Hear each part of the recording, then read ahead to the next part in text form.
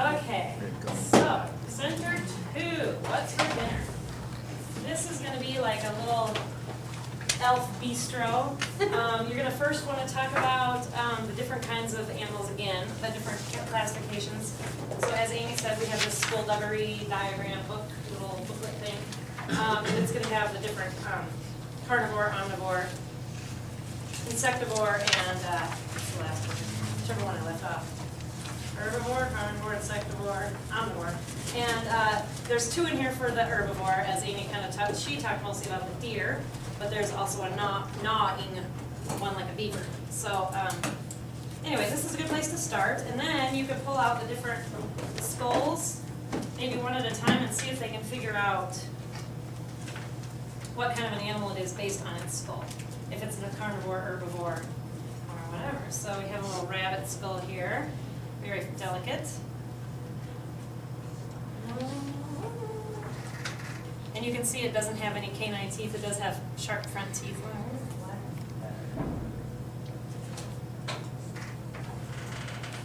Yeah.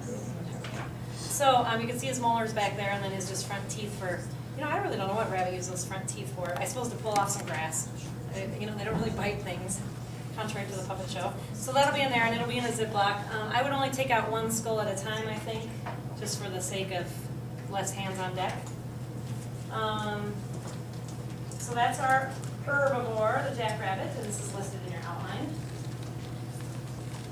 I'll pass it around, because I know you're all very curious about these things. You want to see too? Oh, and this is one of the most fragile skulls we have. Oh, jackrabbit. Okay, so then we have, and you can have them try and guess what it is too. This is a, let's see if it's going to focus better. Oops, zoom down. This is a raccoon skull. So you can see it has the canines, good incisors, and very pointy molars, but they're kind of like humans in that they have a very varied diet. So their teeth aren't very diversified. They're all kind of pointy. So that's a raccoon. Then we have an armadillo, which I think is super cool. If I can get one there.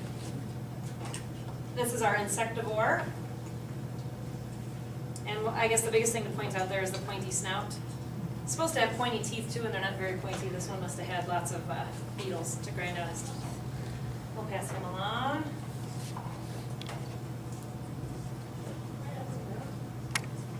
But that one really is interesting with the pointy snout. And last but not least, we have a fox skull for our carnivore.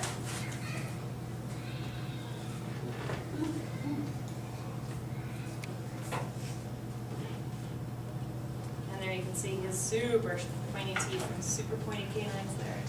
This is a real skull. So you'll want to make the kids use hand sanitizer after each center probably. Maybe the parents too. Perfect for Halloween.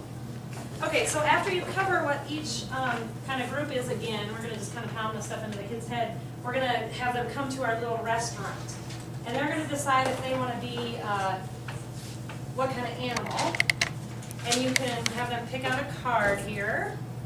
And we have all different kinds of animals. There's a buffalo and a bison and a woodchuck, I think, a deer. And on the back we have what they are, and an H-I-O or H-I-O-C, yes, so for each one. So that's kind of a little cheat sheet for you. And then once they kind of talk about their animal, what kind of teeth they have, then they get to make an order for each animal. So we have menus in here from the Elf Eatery. June Beetlejuice, mashed mosquitoes, broiled beetles, petal pie. So they can go through this and they can determine what kind of food they think their animal from the picture card will eat. So of course we're not going to have an armadillo eat boiled bats because they're insectivores. Bats are meat, and so we have to have them think about that. So when they're thinking about this, then they get to fill out an order form for the animal. This is a great take-home. They can put their name up there, the animal that they picked. They can circle what kind it is, and then they can come up with a main dish, side dish, dessert, and drink. And you can let them get creative. If they want to say muskrat medallions, go for it. So this is a great writing exercise, a good creative exercise. And then who's ever in charge of the center, just collect these at the end and give them all to the teacher at once instead of having them each go to their desk every time, because that gets a little chaotic, as you can imagine. In the envelope, we have the master copy, and we have the copier code. We only print out about 20 of these. So before your health class, you'll want to make sure you have enough copies. And the color copies just find in black and white, as you clearly saw. And then some other supplemental information in here. This is another diet types list. You could leave that on the table maybe while they're working, and it just tells what type of animal eats what kind of food. And that's really basically it for this center. It's pretty basic. We have this animal fact file book. So if you wanted to pull out the armadillo, you could look in the index for armadillo, and then it has very beautiful color pictures and lots of information. This is a kangaroo, but you can see it's a full 2-page spread, and it talks all kinds of stuff about each animal. So if you have extra time, you can definitely customize it to each kid's picture. And that's about it for Center 2.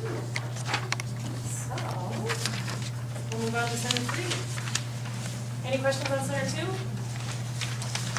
Again, Center 2 is one you could combine with Center 4 if you want to make longer centers, if you only have less volunteers, or you want more time in each center, 20 or 25 minutes.